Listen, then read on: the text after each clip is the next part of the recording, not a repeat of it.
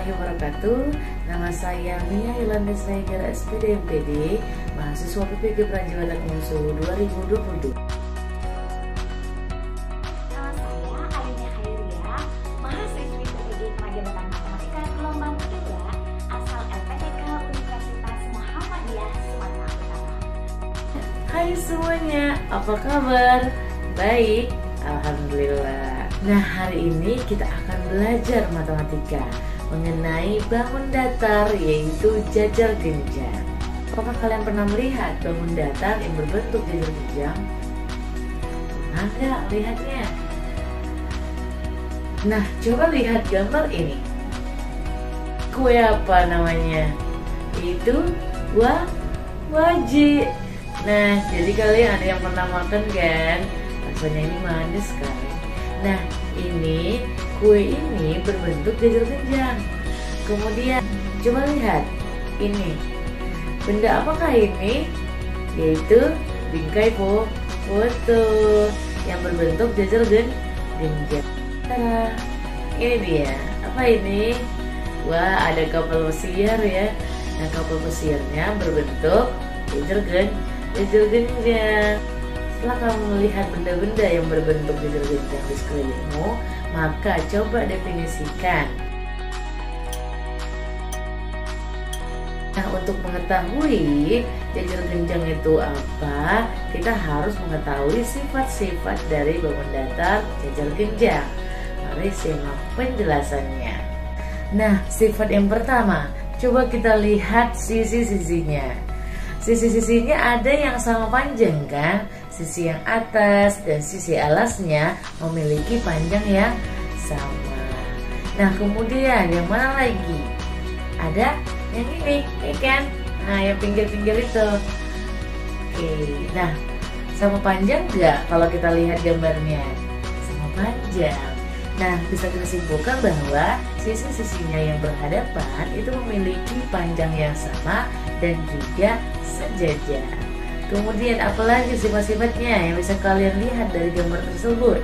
Kemudian sifat yang ketiga adalah jumlah sudut yang berdekatan itu memiliki jumlah 180 derajat. Pada setiap jajar genjang, kedua diagonalnya membagi dua sama panjang.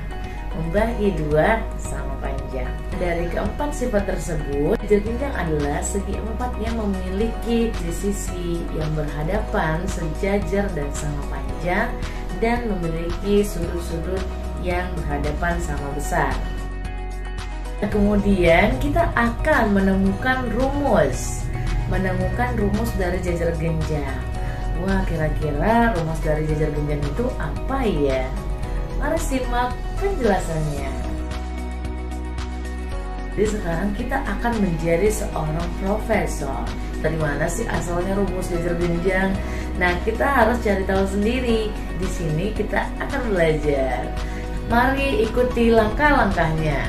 Yang pertama, gambarkan sebuah jajar genjang yang memiliki alas dan tinggi yang sembarang pada kertas petak-petak kamu yang sudah disediakan. Ada pulpen, pensil ya, dan buku kertas petak-petak. Coba kamu gambarkan. Nah, sudah digambarkan, maka selanjutnya sisi-sisi dari jajar genjang di buku petak-petak kamu potong membentuk gambar jajar genjang. Coba lihat, sudah dipotong, kita potong pakai gunting. Udah ada gambar apa? Jajar genjang ya. Nah, setelah dipotong, coba tentukan yang mana alasnya dan juga tingginya.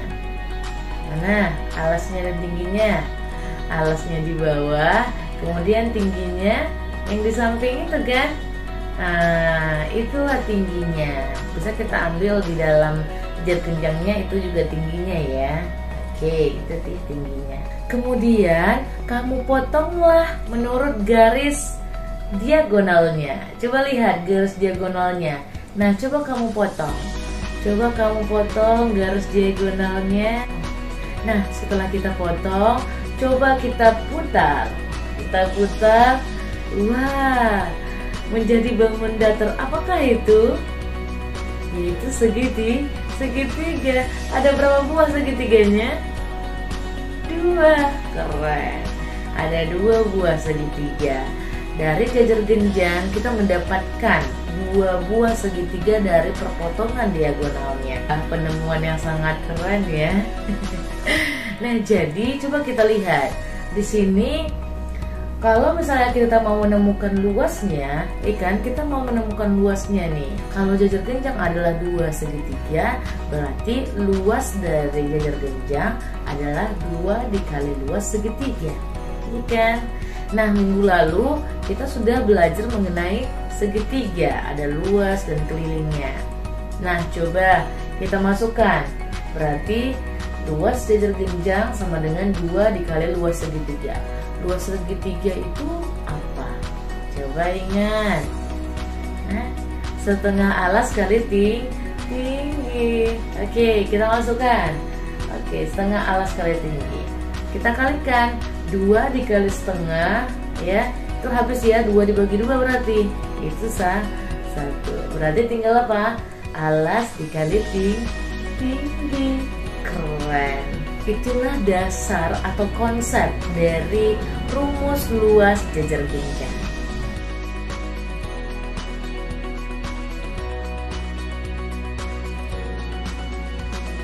Nah, kemudian bagaimana untuk mencari kelilingnya? Coba kita lihat gambar ini. Nah, kalau misalnya kita berbicara keliling, berarti kita jumlahkan setiap sisi-sisinya saja. Nah, tinggal kita keliling aja. Ayo kita keliling. Kita keliling dari A, Oke, kita lari ke B, selanjutnya ke C, baru ke D. Nah, itulah keliling. Ya, berarti keliling dari jajar genjang adalah AB ditambah BC ditambah CD ditambah DA. Nah, kalau itu nggak usah kalian hafal rumus keliling itu, kalian jumlahkan aja semua sisi-sisinya. Nah, itu dia kelilingnya. Oke, jadi kita sudah mengetahui apa rumus dari luas jajar genjang dan juga keliling jajar genjang, dan kalian hebat, sudah bisa menemukan rumusnya sendiri. Good job. Nah, kemudian kita akan menyelesaikan masalah, ya. Lihat permasalahan berikut. Perhatikan gambar bingkai foto yang berbentuk jajar genjang ABCD di bawah ini.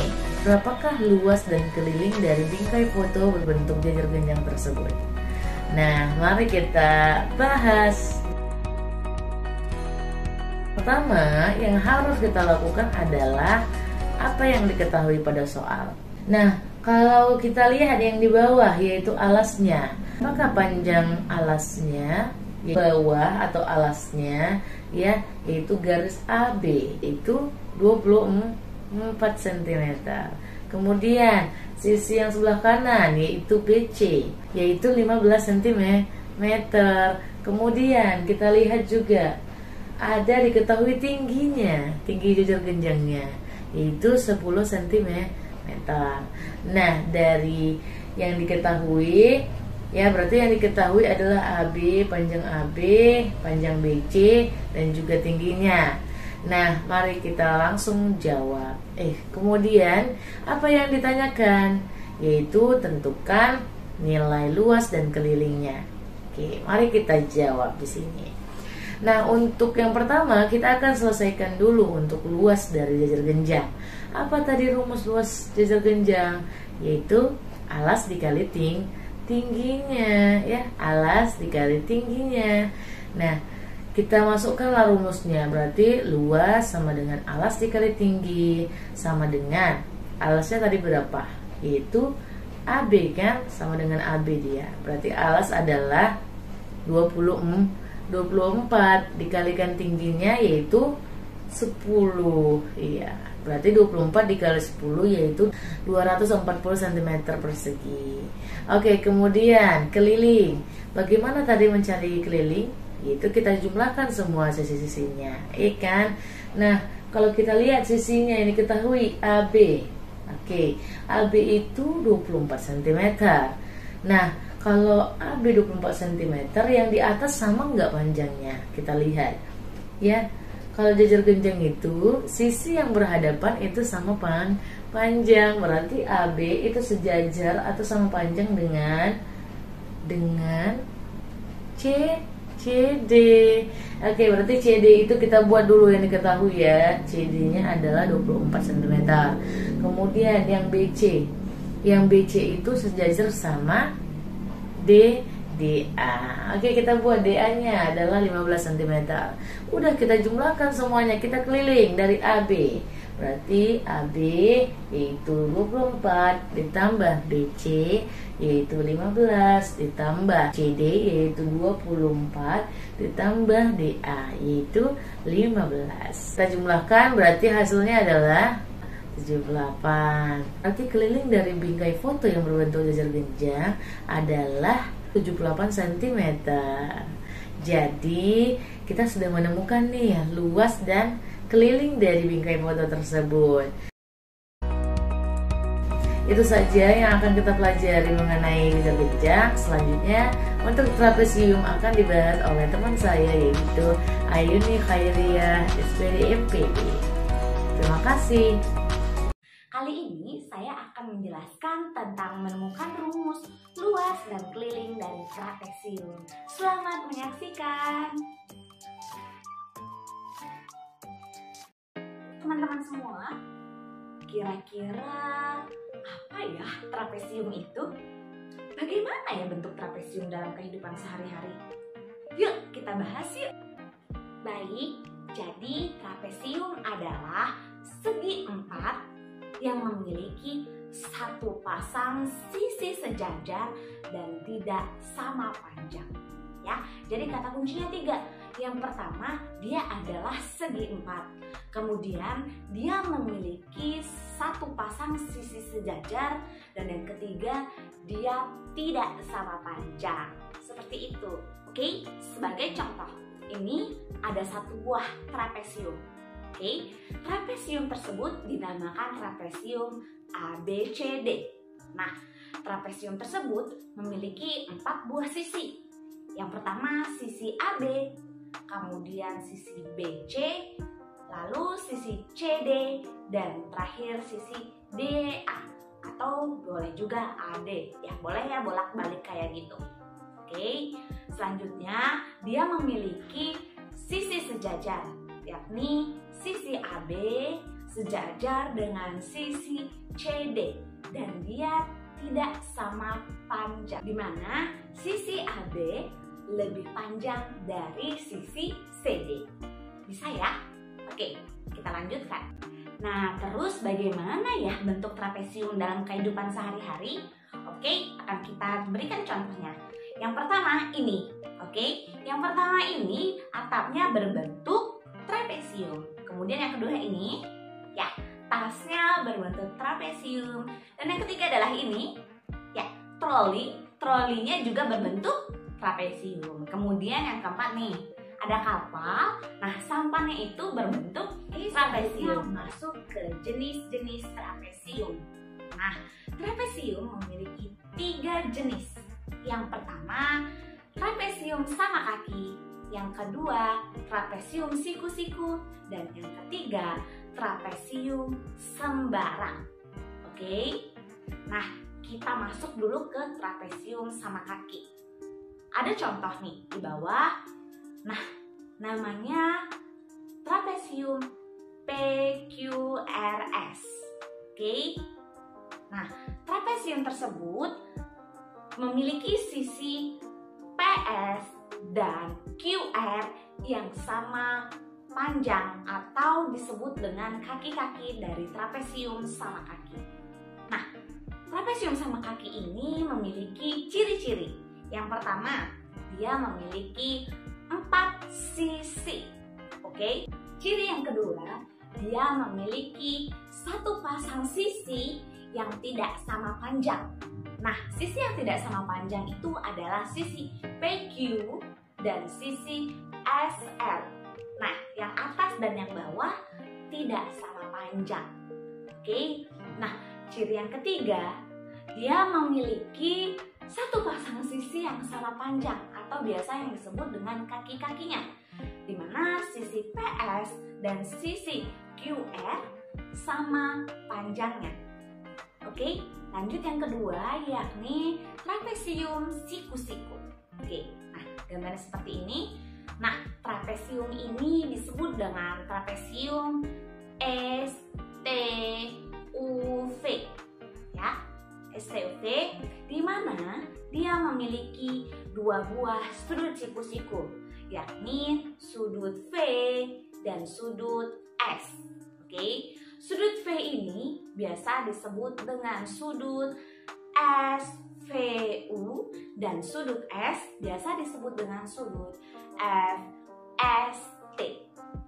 Oke, trapesium siku-siku ini memiliki ciri-ciri. Ciri yang pertama, nah trapesium ini memiliki 4 buah sisi. Ya, tadi sisi ST, TU, UV, dan FS. Oke. Yang kedua, trapesium siku-siku ini memiliki satu pasang sisi sejajar yang tidak sama panjang. Oke. Dan yang ketiga, trapesium siku-siku ini memiliki 2 buah siku-siku yang dia memiliki besaran sama, yakni 90 derajat. Oke, yang ketiga adalah trapesium sembarang. Oke, kita lihat gambarnya. Ini ada sebuah trapesium sembarang ABCD. Nah, disebut sembarang karena masing-masing sudutnya itu tidak sama besar. Ya, sudut A, B, C, dan D memiliki sudut yang tidak sama besar. Oke. Nah, trapesium sembarang ini memiliki ciri-ciri. Ciri yang pertama, dia memiliki 4 buah sisi, ya, sisi AB, sisi BC, sisi CD, dan sisi DA. Ciri yang kedua, dia memiliki satu pasang sisi sejajar yang tidak sama panjang. Oke, dan yang ketiga, dia memiliki 4 buah sudut yang tidak sama besar. Oke, lalu bagaimana ya caranya menemukan luas dan keliling dari trapesium? Yuk kita bahas. Baik, berikut akan kita jelaskan tentang cara menemukan luas daerah trapesium. Nah, yang pertama langkahnya adalah kita buat 2 buah trapesium siku-siku yang kongruen. Maksud dari kongruen apa? Dia memiliki sisi-sisi yang sama panjang dan sudut-sudut, ya, sudut-sudutnya itu sama besar. Kemudian dia juga memiliki sisi A sebagai atas dan sisi B sebagai bawah. Kemudian dia juga memiliki tinggi trapesiumnya. Ya, langkah yang kedua adalah kita susur kedua buah trapesium tersebut sehingga berbentuk persegi panjang. Jadi kita balikkan nih si trapesiumnya. Ya, kita balikkan. Oke. Dan sisi atas kita pindahkan ke bawah. Sehingga dari gambar tersebut kita ketahui bahwasannya 2 buah trapesium membentuk 1 buah persegi panjang. Sehingga dari gambar kita ketahui bahwasannya tinggi trapesium itu sama aja dengan lebar dari persegi panjang. Dan jumlah 2 sisi sejajar dari trapesium atau A ditambah B sama dengan panjang dari persegi panjang. Seperti itu. Sehingga kesimpulannya apa? Kesimpulannya kan kita ketahui nih bahwasannya luas persegi panjang itu panjang kali lebar kan. Nah, maka luas 2 trapesium itu sama aja dengan jumlah 2 sisi sejajar dikali dengan tingginya. Nah, tapi kalau luas 1 trapesium berarti setengahnya dong kan?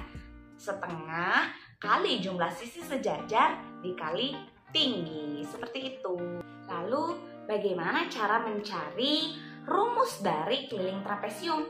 Nah, caranya adalah kita jumlahkan aja sisi-sisinya.